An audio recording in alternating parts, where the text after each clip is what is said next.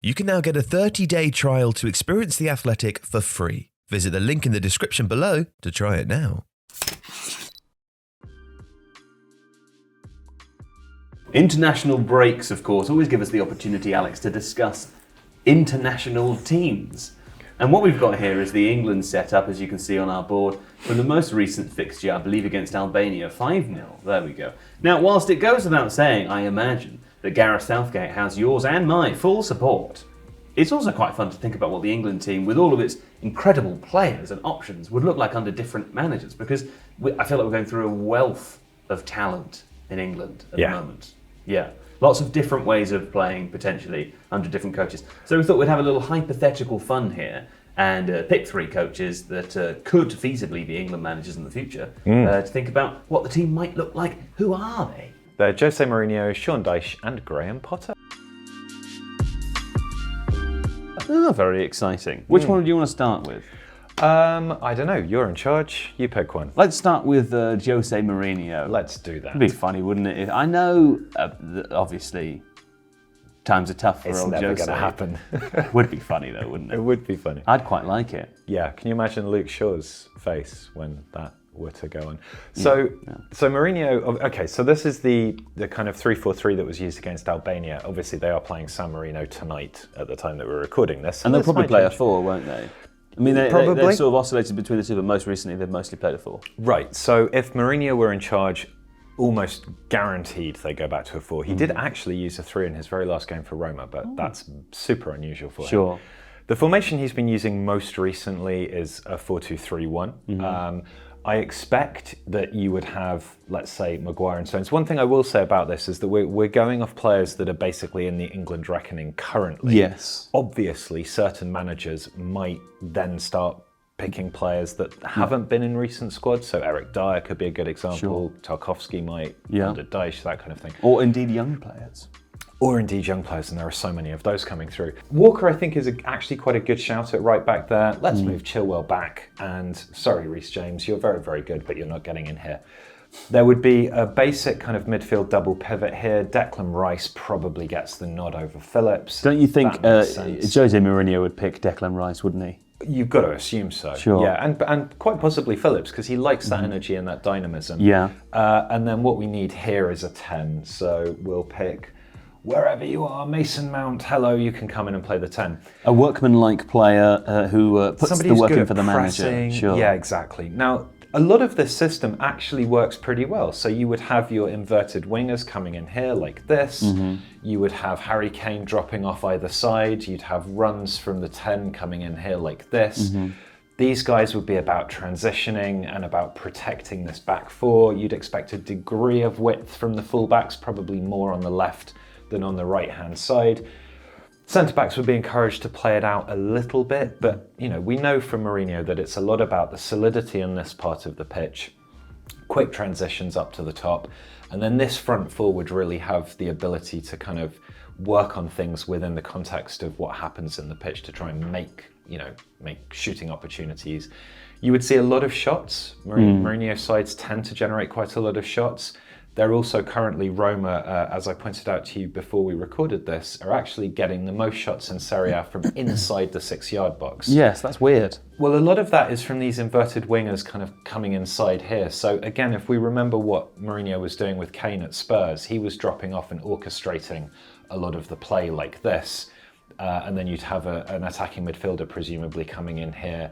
Maybe some underlapping runs from someone like Chilwell, but it would work quite nicely for international football. That's the thing with it. Obviously, there are personality issues here with people like Shaw. Maybe Harry Kane wouldn't be thrilled to see Mourinho back either.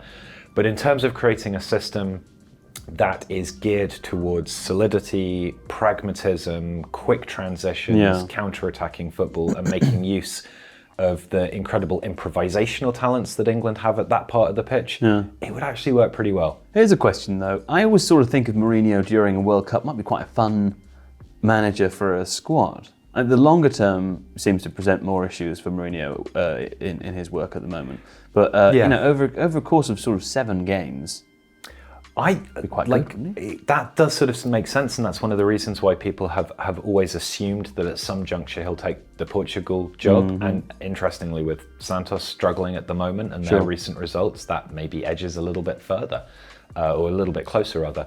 I think the thing with Mourinho is that he does still have this cachet. I think the problem with the England squad in particular is because so much of his career has been spent managing in the Premier League that he has created antagonisms with certain of these players. Would they be able to overlook some of that more personal stuff? It's really, really hard to say. But from the perspective of getting a team ready for a tournament and playing effective football, Mourinho, not that bad. Moving on, Sean Dyche now is a manager who's done very good things at Burnley, let's say. We talked about him recently as someone who perhaps will struggle to get another job because of the type of football he plays. Could that type of football be quite well suited to international football, though? Well, yes and no. Right. Because the issue that you have here is Sean Dyche would be successful in international football in the way that Sweden are, right? So it's compact not defensive lines. Is that right? Well, successful in terms of qualifying for tournaments and in terms of making it difficult to play against. I was too harsh on Sweden. I spoke before I knew. Yeah.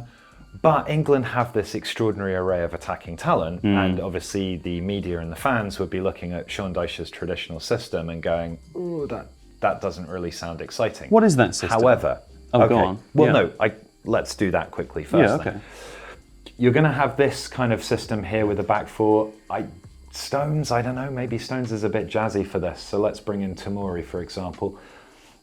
You'd have a deep-sitting central midfield pairing here. Now, what he's been doing recently is he has a kind of inverted winger on the right-hand side. That's Gudmundsson, whose job it is to get up and support here. Yeah. And then he has a much more orthodox left winger here in Dwight McNeil. So that's not going to be Sterling, also about getting there and crossing the ball in.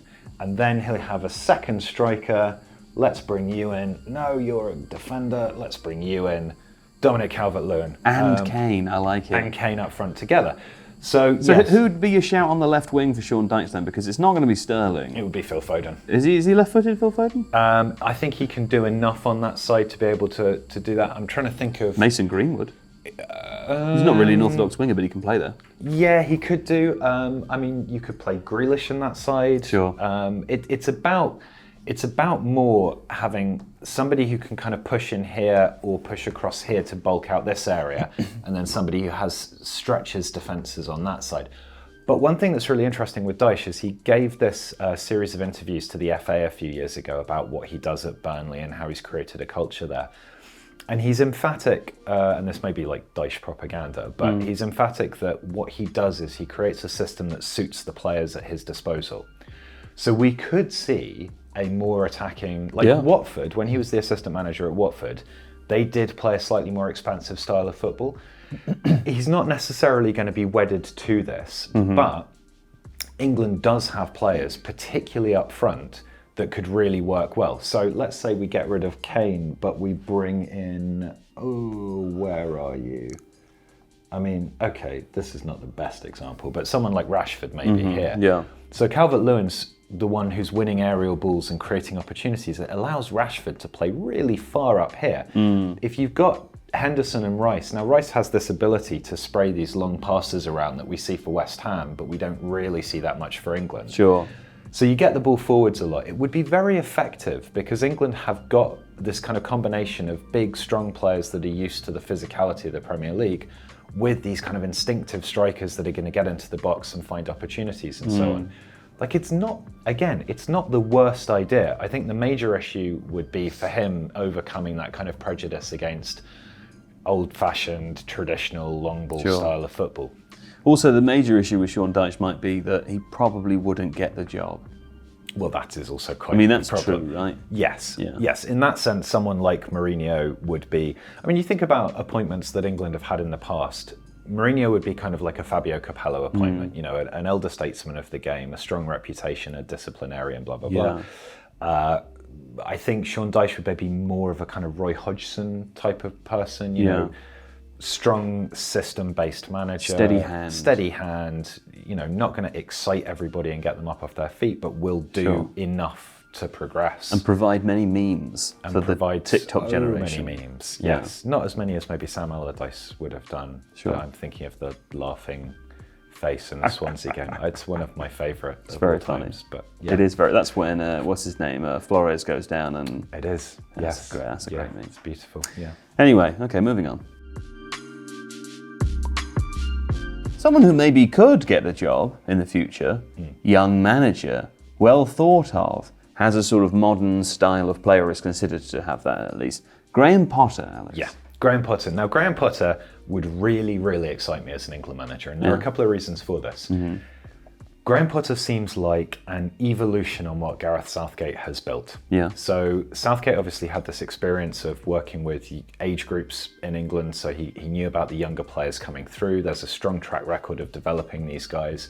Potter would absolutely be able to take that on and continue it.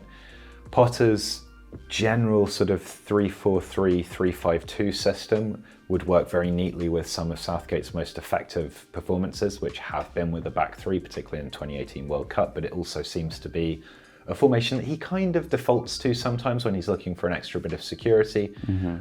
Also, I think the thing with Potter is that he would elevate some of that stuff tactically. So Southgate is quite good at developing positional play. He's particularly on the left-hand side. You see really nice interchanges.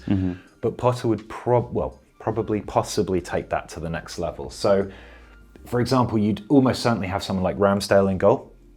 Distribution particularly short, really, really effective. Maguire, Tomori, Walker, that kind of works as a back three there. But let's Surely just we'd have say, Stones, wouldn't we? for the sake of argument, we do this. So Tomori... No defence. Yeah, there's no defence. Here's Stones, and where is Ben White? Because Ben White should be here. Ah, that's infuriating. Do you know what? Let's change that and make it Ben White, because he would probably play, and that's really exciting. On the right-hand side, you could have Trent Alexander-Arnold, who would be bombing up and doing the sort of Tariq Lamptey job there, which would be great. Left-hand side, Chilwell probably does make sense as well. Maybe Luke Shaw. Maybe Luke Shaw, yeah, I'm not averse to that idea. Rice is the one who drops in and creates this kind of passing network here like this. And then obviously he's used different types of midfielders, but he does like quite attacking central midfielders. So a pairing of someone like Mount and Foden is not beyond the bounds of possibility. Or maybe Foden plays higher up Bellingham? the pitch. That's who I'm grabbing. Here we go. There he is. I like it. I like that more. So how many players have we got now? We need three One more. too many. So let's play Foden here on the right-hand side. Let's play Rashford here. And then I would probably put someone like Mason Greenwood up here. But You already have as many as you're allowed. yeah, I know. Oh, I haven't. No, you have. Yes, I have. Yes, you have. Yes, I have. Yes, you have. Sorry, Jack. Oh, It's all going horribly wrong. And this sort of system, you can really see the advantages here, because what Potter's really good at doing is getting kind of good possessional play build up from the back. It's slow, it's patient, it teases teams onto him, and then he can explode down these sides with his fullbacks. He likes technical players in this midfield area who play lots of cute little interplays. you know what this reminds me of? Tell me. Hoffenheim 2018. Oh, with the sort of the pendulum-y defense With the pendulum thing. and the square. Yep. The square pendulum. Yep, it's not dissimilar. Yeah, exactly. So these guys are absolutely crucial. I think it was Nico Schulz was the fullback in that Hoffenheim team who was providing Maybe. so much here. But what you'll see with Brighton is, you know, particularly with the pressing forward Neil Maupay, but also then people like Trossard in behind, there's a fluidity and a rotation to their movements. They are instinctively quick at these, 1-2s, a player bursting beyond, a player hanging off, and they all swap around. And you just think that kind of approach, that kind of system with players like Foden, Greenwood, Grealish, Sancho potentially playing a little bit tucked in, and he's Potter converted Trossard from a more orthodox winger into that kind of semi-10 type of player. Yeah. You could do the same with Sancho. He's a smart enough player.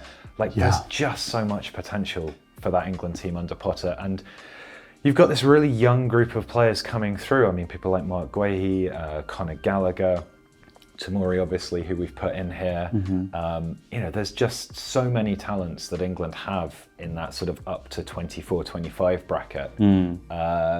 Unleashing a manager like Potter on them would be quite cool. I like it. Yeah. This one looks cool. Yeah. He could get the job in the future, couldn't he? I think it's very possible. Depends what he does in his club career. It depends what he does in his club career, but even if he doesn't excel in his club career, by virtue of the fact that players that have worked under him absolutely love him, and you know, establishing a rapport and a kind of an emotional sense within a tournament training camp is so important, and Potter is fantastic at that, and the fact that he's English. Yeah. So, you know, if you look at recent England managers, not many of them have actually achieved that much with their club career. That is considered secondary to what else they can do, and that's why I would say that Potter would be kind of like a Southgate upgrade. You know, all the boxes that Southgate ticks. He's articulate, he's compassionate, he's a good leader, he has worked a good system out. He looks like an England manager. Yeah, and I think Potter would just be a slightly more tactically astute version of that. There we go. There we go. Okay. See you later. Yeah. If you like this video, please consider subscribing to the channel. The Athletic is home to some of the world's best sports journalists, including David Ornstein, Daniel Taylor, Ollie Kay, Amy Lawrence and Rafa Honigstein. There are journalists dedicated to each Premier League team, so every fan gets the coverage they deserve, not just the big clubs. And you can try it for free now for 30 days. See the link in the description.